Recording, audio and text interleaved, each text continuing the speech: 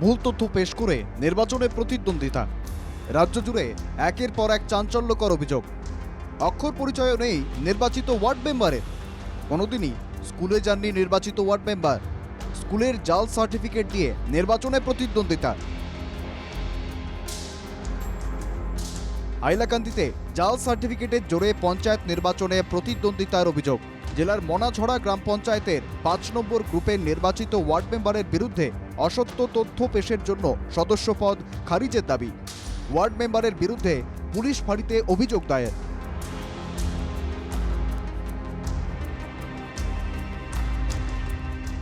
মনাঝড়া গ্রাম পঞ্চায়েতের ৫ নম্বর গ্রুপে ward member নির্বাচিত হয়েছিলেন ফুলঝড়িয়া রবি দাস। স্থানীয় বাসিন্দাদের অভিযোগ, জাল সার্টিফিকেট দিয়ে নির্বাচনে প্রতিদ্বন্দ্বিতা করে জয়ী হয়েছেন ফুলঝড়িয়া রবি দাস। ফুলঝড়িয়ার বিরুদ্ধে প্রতিদ্বন্দ্বিতায় নেমে পরাজিত এক প্রার্থীর মুখে শুনুন। মনাছড়া জিপি ৫ নম্বর ওয়ার্ড থেকে আমরা যে মেম্বার রামচরণ রবি দাস মনাছড়াতে মেম্বার হয়েছি, কিন্তু জাল সার্টিফিকেট দিয়ে। কোনোদিন তাই দেখছি না যে একটা দস্তখত মারতো। ছোটোবেলা থেকেই দেখে আইসি তাই টিপস সই মারি আইসুন, আজকে দেখি তাই নামে অত বড় সার্টিফিকেট। এই নিয়ে তাই ইলেকশন খেলাইছেন, এটাতে আমার অবরোধ।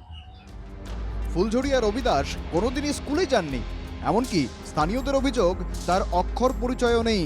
প্রয়োজনে ফুলঝড়িয়া টিপসই দিয়ে কাজ চালিয়ে এসেছেন এতদিন।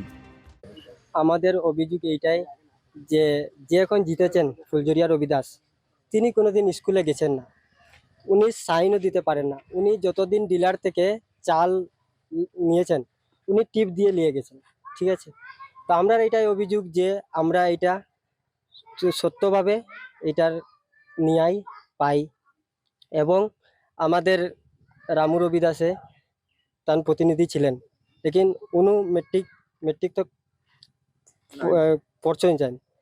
লেকিন এখন আমাদের অভিযোগ এটা ফুলঝড়িয়া রবি দাস কোনোদিন স্কুলে গেছেন না। ফুলঝড়িয়ার বিরুদ্ধে তথ্য জালের অভিযোগ জানিয়ে হাইলাকান্দি জেলা শাসকের কাছে স্মারকপত্র পেশ করেছেন স্থানীয় বাসিন্দারা। ঘটনাটি তদন্ত করে ফুলঝড়িয়ার সদস্যপদ খারিজের দাবি তুলেছেন তারা।